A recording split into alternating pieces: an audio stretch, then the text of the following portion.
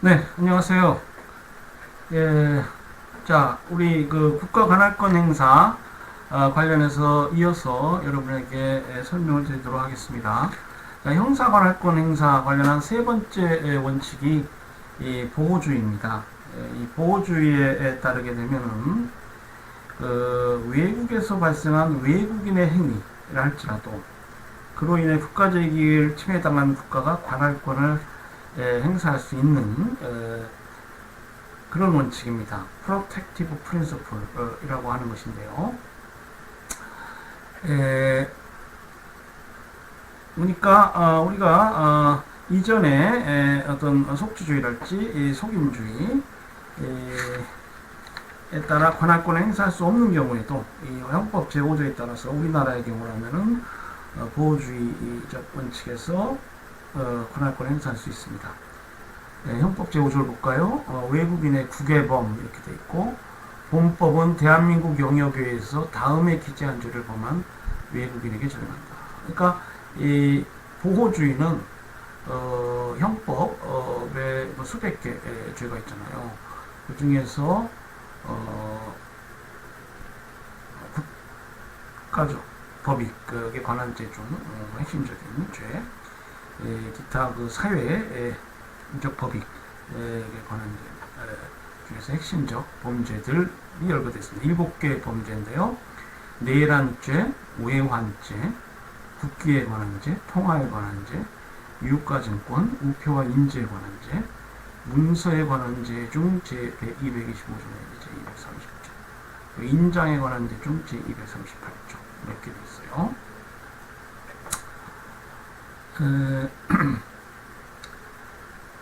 이 보호관할권은 이제 어떤 경우에는 뭐 적극적으로 행사돼야 되겠지만은 또 어떤 경우에는 한 국가가 편의주의적 입장에서 보호주의 관할권을 지나치게 확장하면은 국가가 마찰의 위험이 커질 수 있고요. 또 국제사회의 어떤 갈등을 초래할 수도 있습니다. 그래서 대부분의 국가들은 이렇게 우리나라와 같이 일부 핵심 범죄에 관해서만 보호주의 조항을 가지고 있습니다.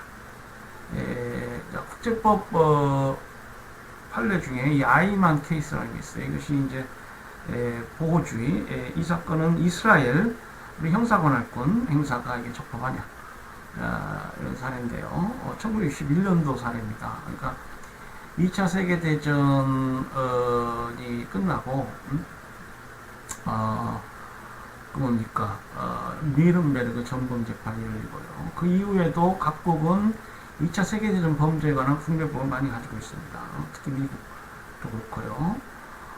그래서 이 2차 세계대전 관련 전범들을 뭐 국내법적으로 처벌하고 그런 경우가 있는데요. 그 예루살렘 지방법원 판례입니다.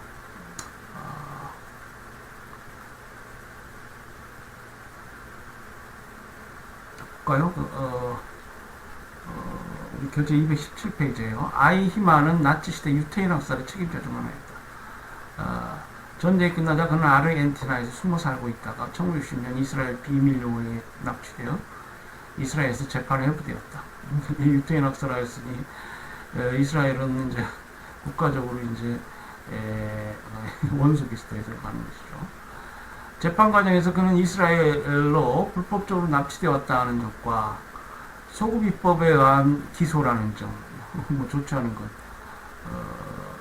다 나와 있네요. 범행 시 존재하지도 않던 국가의 재판권 행사라는 점, 법적으로 이제 이런 부분은 이제 이스라엘의 형사관할권 행사 관련해서 좀 부정적으로 적용하겠죠.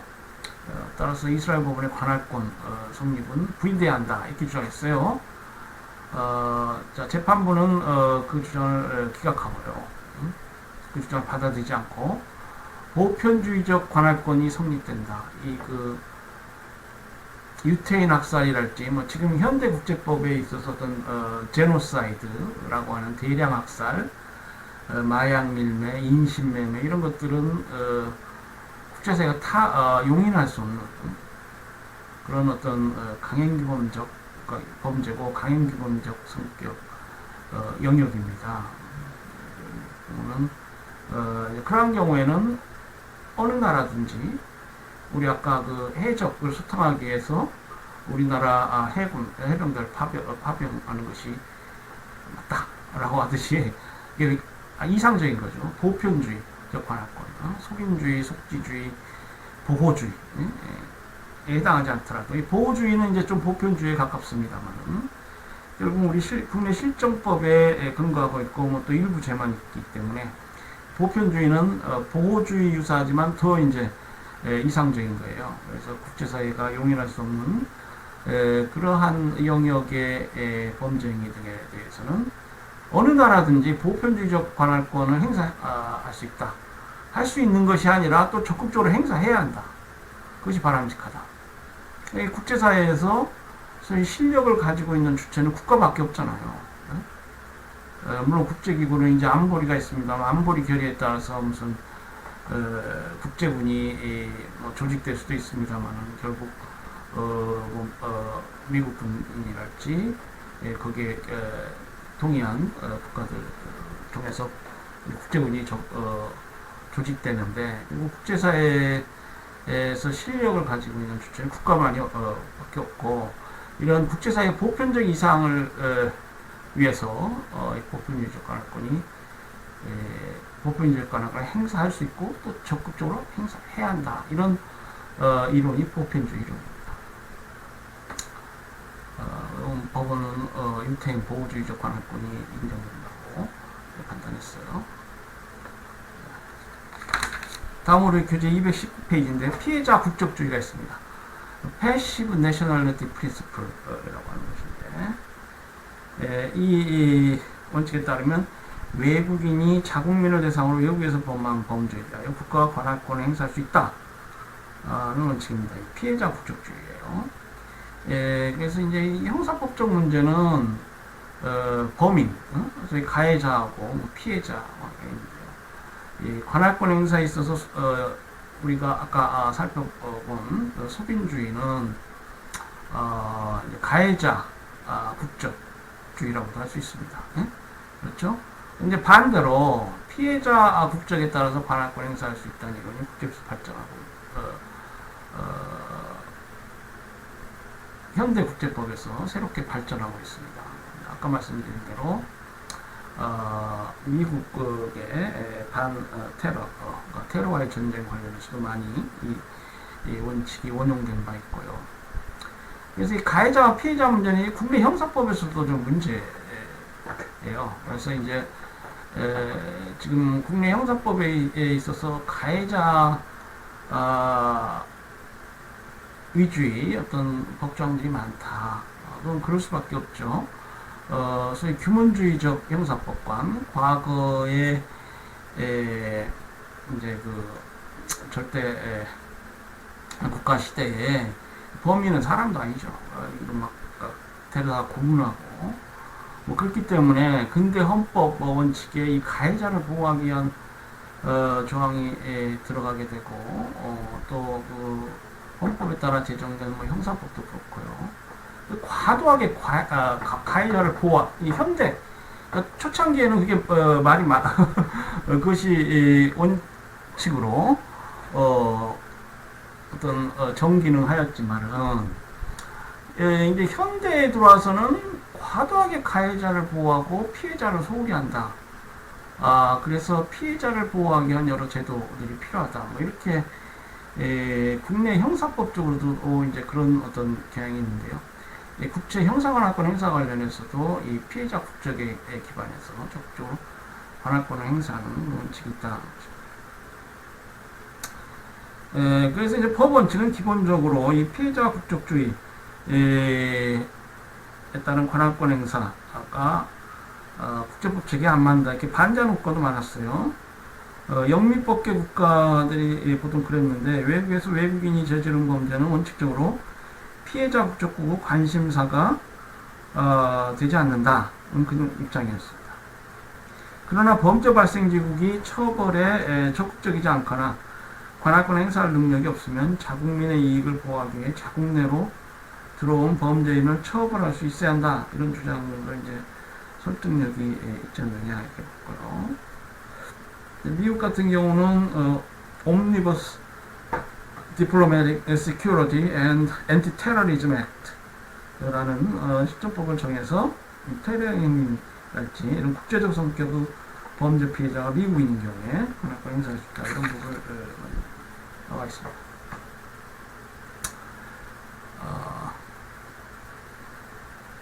자, 형법 제6조에 보면은 대한민국과 대한민국 국민에 대한 국외범이라고 해서 본법은 대한민국 영역에서 대한민국 또는 대한민국 국민에게 대하여 전조에 기재한 이외의 죄를 범한 외국인에게 적용한다. 단 행위지 법률에 의하여 범죄를 구성하지 아니하거나 소추 또는 형의 집행을 면제할 경우에는 예외한다. 그래서 우리나라도 형법 제6조에 대한민국이나 대한민국 국민, 그러니까 피해자 국적에 따른 관할권 행사 가능하도록 이렇게 조항을 두고 있어요. 다만 단서가 있습니다. 이와 관련한 사례도 이렇게 나오고 있어요. 페스키마호 사건이라고 1997년도 7월 25일 대법원이 선고한 그런 판결이 있는데요.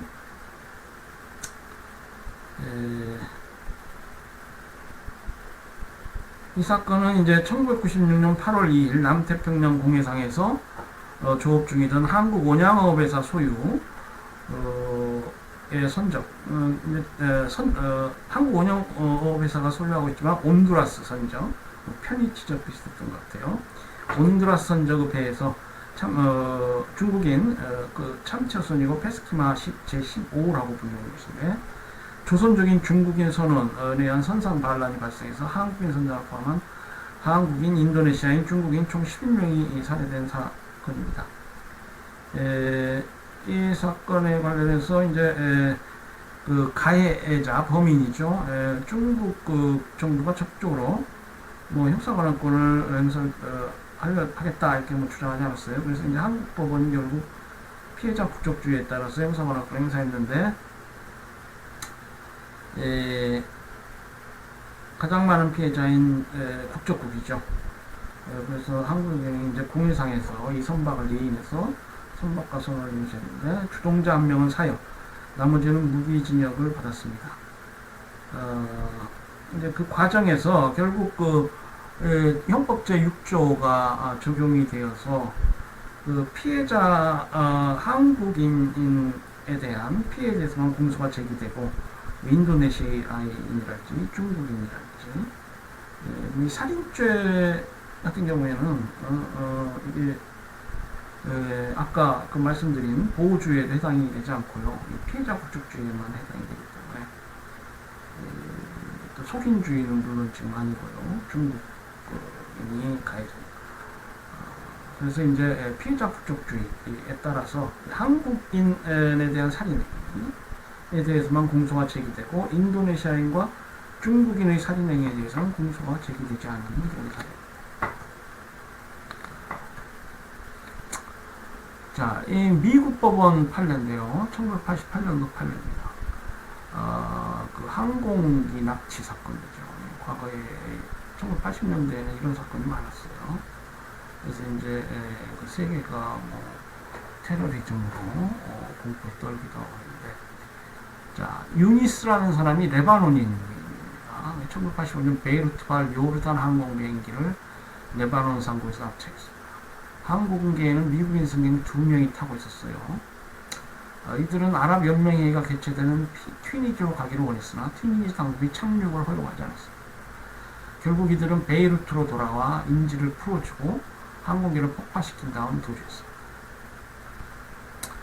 그래서 이제 이자들을 처벌하기 위해서 미국 정보 당국이 이제 정보를 수집하고 해가지고 유니스를 공해상으로 유인해서 체포했어요. 미국으로 이송해서 기소했는데요. 유니스는 재판소의 관할권 성립을 부인했습니다. 왜 미국 법원이 나를 재판하냐? 그렇지만은 미국 법원은 피해자 국적주의, 아까 그 2인의 미국 그 승객이 탑승하고 있다고 그랬죠? 납치된 거예요. 미국 그 시민이.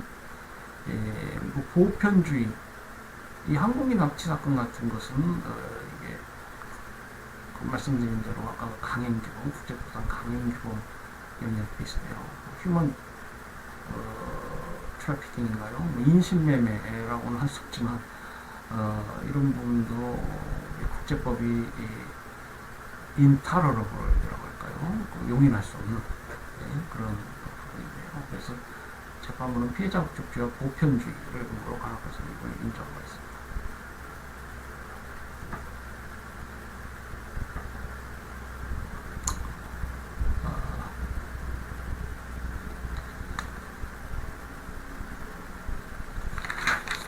자, 우리 또 국내 판례가 있네요. 뭐 여긴 제가 슬라이드에는 제시하지 않았습니다만 서울고등법원 2013년 11월 6일 선고한 판결입니다.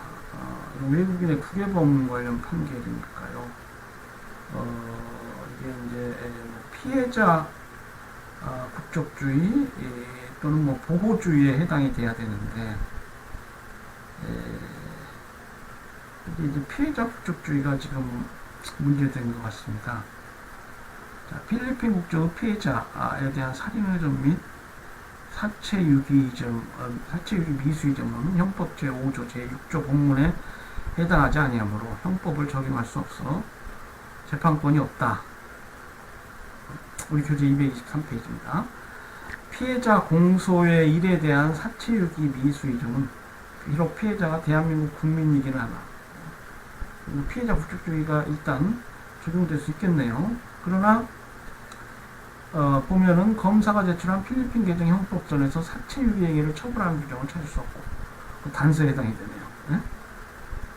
단서에 그 나라에서 이걸 처벌하지 않으면 그 행위를 처벌하지 않게 이렇게 되어 있습니다. 또 달리 필리핀 법률에 의하여 범죄를 구성한다는 점에 관한 검사의 입증이 없으므로 형법 제6조 단서에 따라 형법을 적용할 수 없어 역시 재판권이 없다. 뭐 이렇게 판시한 사례입니다. 자, 형사관할권 행사 관련해서 보편주의적 입장이 있습니다. 보편주의라는 것은 어디서 발생하는가, 누가 저질렀느냐 관계없이 오직 범죄 행위 성격만을 근거로 관할권 행사할 수 있다는 원칙을 말합니다. 대상 행위에 대해 어느 국가나 관할권 행사할 수 있다는 점에서 보편적 관할권, Universal Jurisdiction이라고 부릅니다. 실제로는 대상자의 신병을 확보한 국가가 관할권 행사하게 되는데요. 우리가 앞서도 답변적으로 말씀드렸습니다만은 이 보편 관할권이 인정되는 이유는 대상 범죄가 워낙 심각한 수준으로 인류의 공통적 이익을 침해한다고 생각하여 공통이익을 침해당한 어느 국가라도 이를 처벌할 수 있다고 보기 때문입니다. 지금 한국에서는 특별법에서만 보편주의에 입각한 조항을 두고 있었어요. 2013년 형법 제296조 2에서 세계주의라는 제목하에 약치, 유인 및 인신매매에 관한 죄는 외국에서 외국인이 범한 경우에도 처벌할 수 있다. 뭐 이런 조항이 있습니다. 아까 제가 휴먼 트래피킹 얘기했습니다만 인신매매 같은 게 국제사회에서 문제죠. 아까 항공기 납치, 약치, 유인 이런 것들이 좀 악질적이고 그런 범죄입니다. 보편주의적 관할권의 대상이 된다는 것이죠. 그리고 이제 보편주의 관련해서 또 우리 국내법이지만 국제형사재판소 관할 범죄의 처벌 등에 관한 법률 제3조를 보면은 적용 범위 관련한 조항이 있습니다.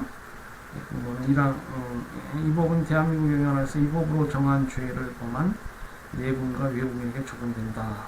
시작해서 5항 이 법은 대한민국 영역 밖에서 집단 살해죄 등을 범하고 대한민국 영역 안에 있는 외국인에게 적용한다. 그래서 우리나라가 국제형사재판소협약 가입 당사국이에요. 1990년 로마 협약인가요? 거기에 따라서 이런 집단 살해죄랄지 중요한 국제사회가 국제적으로 처벌해야 하겠다라고 해서 정한 중요한 4개 범죄에 관해서 형사관할권을 국제형사재판소가 행사할 수 있게 이렇게 하고 있습니다. 물론 이제 가입국 국간에만 적용이 되겠지만, 그리고 이제 미국은 이 가입 당사국이 아닙니다. 그렇지만은 세계 대부분의 국가가 이게 지금 가입되어 있고요. 그래서 그러한 가입 관련해서 이걸 국내법적으로 실효적으로 그 조약에 협력하기 위해서 이 국제형사재판소 관할 범죄 처벌 등에 관한 부분을 제정한 것입니다. 그리고 이 보편주의 관련해서 또 의미 있는 것이 유엔 해양법 조약인데요. 제100조의 해적행위 진압을 위한 협력, 제105조의 해적선, 해적 항공기 납포 관련한 관할권 관련해서 이 보편주의 원칙이 채택되어 있습니다. 아까 국제형사재판소 협약 가입 우리나라 가입국이다 이렇게 말씀드렸는데, 이 국제형사재판소 협약은 그 보충적 형사관할권입니다. 그러니까 제1차적 형사관할권은 국가가 아까 속인주의, 속지주의 뭐 얘기했습니다만 국제법 원칙에 따라서 국가들이 행사해야 돼. 전쟁 범죄를 저지른 자가 있다. 그러면 그 나라, 그 전쟁 범죄를 저지른 자의 국적국, 속인주의에 따라 관할권을 행사한다든지, 전쟁 범죄가 발생한 그 영역, 국이 관할권을 행사한다든지, 그 나라들이 제1차적으로 관할권을 행사해요. 그러니까 그 나라들이 관할권을 행사하지 않거나, 관할권을 행사해서 처벌했다고 하는데, 이건 도대체 처벌이라고 볼 수 없는 수준이다. 그러면은 국제형사재판소가 보충적으로 관할권을 행사한다는 것입니다. 예.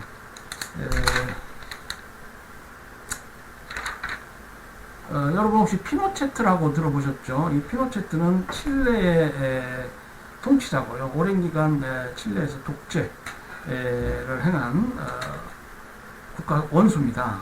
근데 이 피노체트가 1998년 영국의 일시 체류 중 한 스페인 법원의 판사가 그를 범죄인 인도하라고 요청하는 체포영장을 발부했습니다.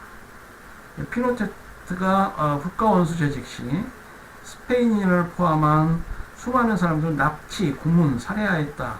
그렇기 때문에 이 자를 국제사회가 처벌해야 되겠다는 것이죠. 그러나 이 국제사회가 형사관할권을 행사할 수 있느냐? 결국 어느 특정국 법원이 형사관할권을 행사할 수밖에 없는데, 이 스페인은 이제 칠레는 남미 국가죠. 남미 국가들은 브라질은 포르투갈 식민지였고요. 그 국가들은 스페인 식민지인데, 그래서 이제 관계가 있는 나라들이고요. 이 칠레의 국가원수 피노체트는 스페인 입장에서는 이제 이걸 용인할 수 없는 독재자를 처벌해야 되겠다라는 것이죠. 그래서 이 체포영장 발부 관련한 영국 법원이 피노체트 관련 재판을 하게 되는데, 브라운 윌킨스 법관, 로우드 하면 법관이에요. 로우드 브라운 윌킨스 법관이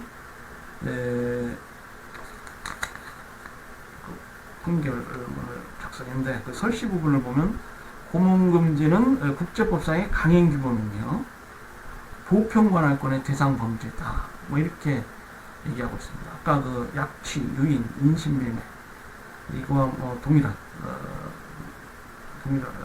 성격의 국제범죄로 보편관할권 대상이 됐습니다. 볼까요? clearly the jus cogens. jus cogens는 이게 강행 규범이라는 거예요. 객관적 규범.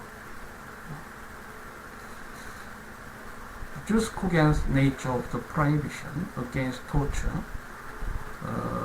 그러니까 고문 금지죠. prohibition against 고문 금지라는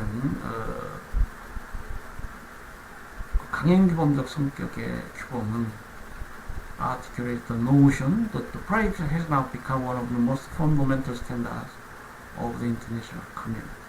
그리고 고문금지는 지금 국제공동체의 가장 기본적인 법 규준이다. Furthermore, this prohibition is designed to produce deterrent effect in that it signals to all members of the international community and the individuals over whom they wield authority. 그러니까 이 고문 금지는 결국 그 어떤 예방 효과를 위해서 기능하는데, 이걸 금지하면 이제 고문이 없어질 수 있지 않느냐는 것이죠. 이 규범은 signals to all members of the international community, 모든 국제 공동체 멤버들에게, 국가들에게 적용합니다. 이것도 개인들, 그 국가가 통치권 행사하는 그 피치자들, subject 또 individuals 하면 people, 통치권에 복종하는 시민들입니다. The prohibition of torture is an absolute value from which nobody must deviate. 그래서 고문을 금지하는 것은 절대적 가치다. 누구도 이것을 거역할 수 없다. 따라서 보편주의적 관할권, 소빈주의, 속지주의를 떠나서 보편주의적 입장에서 어느 나라든지 관할권 행사할 수 있다. 피노체트는 어느 나라에서든지 형사 재판을 받을 수밖에 없게 됩니다. 예. 자, 조약을 근거로 한 관할권 행사와 제한이 있습니다. 그래서 보면은 아까 그 강행규범 얘기도 했지만, 그 강행규범이나 국제관습법 이런 것들이 좀 강행규범의 그 범위랄지 그 내용, 구체적 내용이 좀 명확하지 않을 수 있습니다.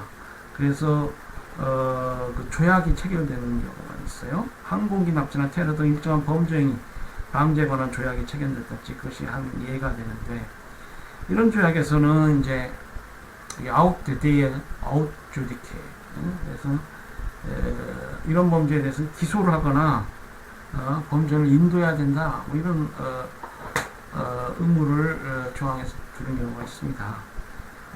이것을 우리가 그 쿼자이 유니버셜 주리스딕션, 그러니까 보편주의, 아까 그 보편주의라는 건 뭡니까? 일종의 국제 관습 비슷하게 또 국제법 원칙으로서 이 조약과 상관없이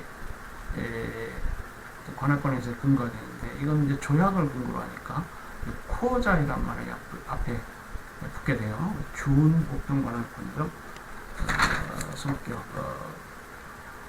우리가 볼 수 있겠습니다. 그리고 지금 우리나라에는 미군이 주둔해 있죠.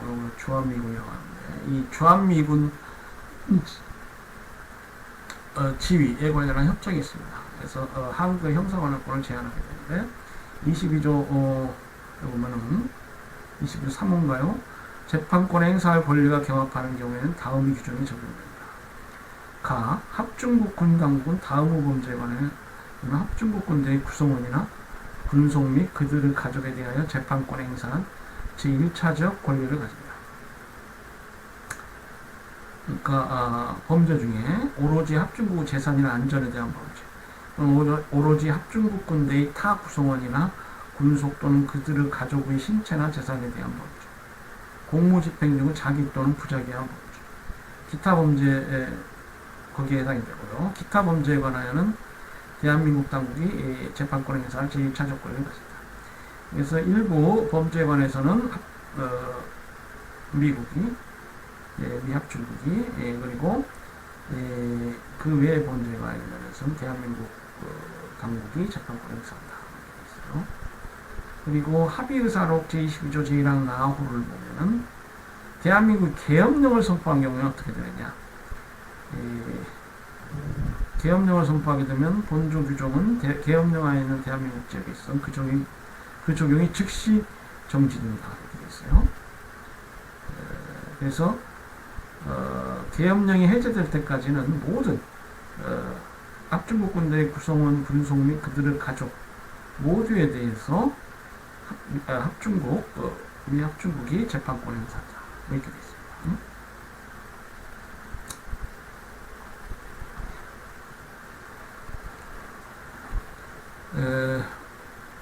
보편주의 관련한 우리 국내 판례를 보면요. 대법원 1984년도 항공기 납치행위에 대한 처벌 사건이 있습니다. 외국 상공에서 항공기를 납치한 사람인데요.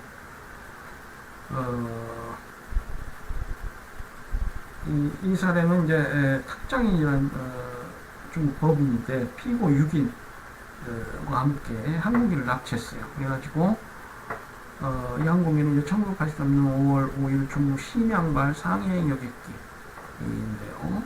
한국 춘천 소재 공항에 도착했습니다. 그리고는 대만행을 원했습니다. 이들 6인은 항공기 납치 혐의로 한국법에 기소되었는데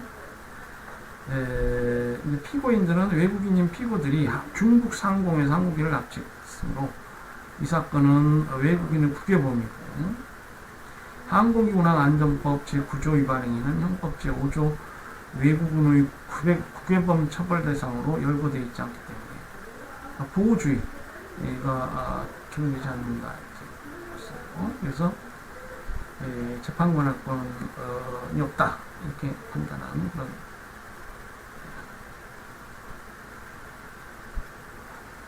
그러니까 그렇게 이제 피고인이 주장을 했고요. 법원은 그 주장을 받아들이지 않았습니다.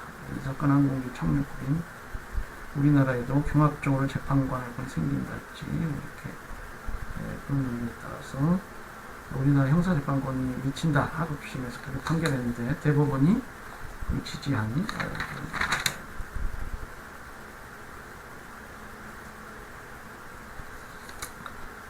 자, 민사관할권 문제입니다.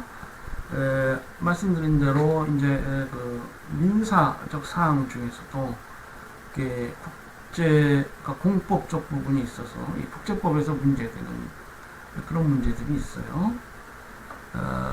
이 민사관할권 관련해서 주로 문제되는 것이 미국의 효과 이론, 또 국내법 여기에 적용 이런 문제들입니다. 그러니까 뭐 속인주의나 속지주의에 따르면은 관할권 행사할 수 있는 경우가 아닌데 이 외국인이 외국에서 한 행위라도 미국 영역 내에서 어떤 일정한 효과를 발생시킨다. 그러면은 그 국내법을 적용할 수 있다는 것입니다. 외국에서 민사관할권 행사할 수 있다는 거예요. 국내법 여기에 적용이 가능하다는 것이죠. 그런 논리고 이에 관해서는 지금 국제법학자와 국내법학자들 간에 세계적으로 많은 의견들과 다툼이 있습니다.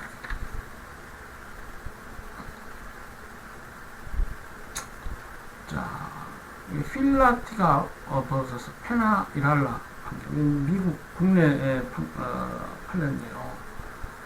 이 판례는 이제 미국의 에일리언 토트 액트 관련한 사례입니다. 그러니까 미국 국내법이 이제 문제된 사례인데요.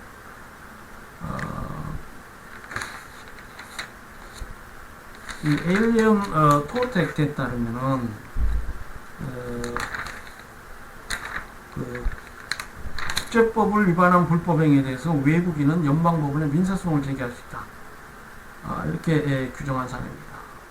이 민사 관할권 문제죠. 전형적인 민사 관할권입니다. 여러분 민사소송법은 우리가 공법으로 보잖아요. 민사 절차에 관련해서 국가가 어떤 강행적으로 무슨 소송행위를 하고 그 소송행위에 따라 법적 효과가 부여되니까 이 민사소송법은 이제 공법입니다. 공법, 사법 이렇게 나눈다 하면 공법인데 민사소송법 제일 첫머리에 보면은 우리 국내 법원이 어느 경우에 관할권을 행사할 수 있느냐 이 관할에 관한 부분이 있어요. 그러니까 이 에일리언 토트 액트는 이 외국인 불법행위에 관해서 특별 관할권을 설정한 그런 특별법입니다. 자, 그래서 이제 이 사례는 파라과이인이 관련된 사례인데요. 파라과이인이 자국에서 경찰에 고문을 받다 죽은 사건이 발생했습니다. 수년 후 그 책임자가 이제 미국에 불법 체류하고 있는 사실이 발견됐어요. 그래서 사망자 가족들이 그를 상대로 미국 법원에 손해배상 청구 소송을 제기했습니다. 에일리언 토트 액트에 따라 손해배상 청구 소송을 제기했어요. 이 사례에서 결국 그 관할권, 미국 법원이 자신들의 관할권이 있다 이렇게 인정하고 관할권을 행사했습니다. 자, 판결이 나자 여러 법학 교수랄지는 여러 이해관계자들이 이렇게 되면은 미국 국내 법원은 전 세계 인권 침해 사건의 집합소가 될 것이다. 사실 미국이라는 나라는 이제 자유민주주의 무국이다, 무슨 기회의 나라다, 국제사회에서 뭐 그렇게 알려져 있죠. 그러니까 에일리언 토트 액트까지 이렇게 돼 있으니까 이게 뭐 잘못되면 미국 법원에 가서 소송하자. 뭐 이것이 이런 문제가 발생할 수 있다는 겁니다. 그래서 미국 내에서 이 법의 적용 범위를 좀 제한해야 된다. 는 여론이 비등하게 되는데요. 그래서 이제 미국 법원은 2013년 4월 키오벨 대 로열 더치 피트롤리움 사건에서 이 에일리언 토트 액트의 관할권 범위를 제한하는 판결을 내립니다. 그래서 그러니까 아까 필라티가 페나이랄라 판결에 따르면은 이 미국의 국내법이 여기에 적용되는 경우인데요. 이 사건에서 키오벨 사건에서는 그 미국 국내법 여기에 적용 가능성을 부인했습니다. 그러니까 이 에일리언 토트 액트 외국인 불법행위법이 적용될 수 있는 것은 미국 내에서 벌어진 국제법 위반 행위에 대해서만 이 법을 근거로 손해배상 청구수는 가능하다. 이렇게 판단했어요. 이 사건은 이제 미국의 정치적 망명을 한 12명의 나이지리아인이 이게 이제 네덜란드 석유회사를 상대로 제기한 사례인데요. 이제 이 피고회사가 1990년대 나이지리아 내 자회사를 통해 군부에 대한 수송수단 제공, 식품 제공, 금전적 지원 등을 했다. 그리고 나이지리아 정부로부터 이제 이 사람들은 탄압을 받은 사람들이죠.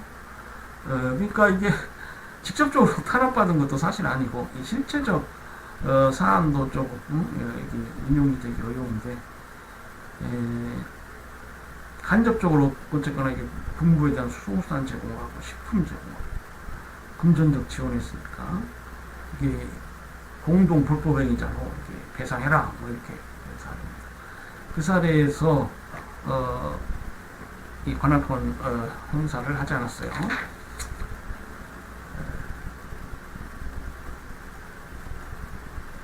자, 이 관할권 이론을 적용하다 보면은 여러 나라들이 관할권 행사, 여러 나라에게 그 국제법상 관할권 행사를 할 수 있는 경우가 있습니다.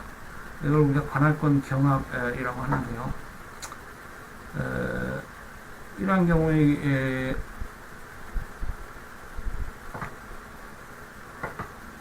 뭐 형사법적으로는 이중처벌이 발생할 가능성도 있고요. 물론 이제 이중처벌의 원칙은 이중처벌 금지 원칙은 동일 관할권 내에서의 이중처벌을 금지한다. 뭐 이렇게 이해하는 것이 제한적으로 이해하고 있는데요. 뭐 이중처벌 문제도 있고요. 뭐 그렇습니다. 이제 민사 법상 제가 국제거래법도 여러분에게 이제 다음 학기에는 이제 가르칠 기회가 있겠는데요. 그 국제거래법에서 관할권 경합 문제는 이제 그 뭐 아까 말씀드린 대로 불편한 법정지 이론이랄지 또 그 인터내셔널 슈 케이스죠. 뭐 관련해서 미니멈 컨택트 시에 최소 관련성 원칙에 따라서 관할권 행사가 적극적으로 인정이 되고요. 그래서 이제 거기에 따라서 로어암 스태츄트라고 해서 관할 확대법이 있게 됩니다. 그래서 관할권이 경합하는 것이 이제 민사법에서는 그렇게 문제가 되지 않아요. 그래서 이제 관할권 있는 법원이 뭐 판결을 한다거나 뭐 부적절한 경우에 이송을 한다거나 하면 되는데요. 국제공법적으로는 이제 그러한 경우에 관할권 경합 관련해서 갈등이 야기될 수 있습니다. 속지주의 관할권, 속인주의 관할권 얘기했습니다만은 유럽 인권법원 2002년도 판례 뱅코빅과 벨기에 사건에서 유럽 인권법원은 속지주의 관할권과 속인주의 관할권이 충돌하는 경우 어느 편이 우선할 것인가에 관해서 속지주의가 국가의 1차적 관할권이라고 판단하고 있습니다. 자, 우리 뭐 교재에도 있지만 그 가상 공간에서의 관할권 행사 문제가 있습니다. 자, 지금 우리 이 강의도 이 사이버 스페이스에서 여러분과 이렇게 만나서 진행되고 있는데요. 지금 여러분 뭐 스마트폰 사용하시는 학생들이 대다수고 그러니까 뭐 인터넷 시대라고 하죠. 우리의 생활 모드 자체가 지금 뭐 아주 그냥 전반적으로 변화하고 있습니다. 그래서 이 가상 공간의 법적 문제, 이것이 이제 우리 이 법을 공부하는 사람들이 생각해 봐야 될 문제인데요. 지금 가상 공간에서의 행위는 세계 각국에서 동시에 접속될 수 있고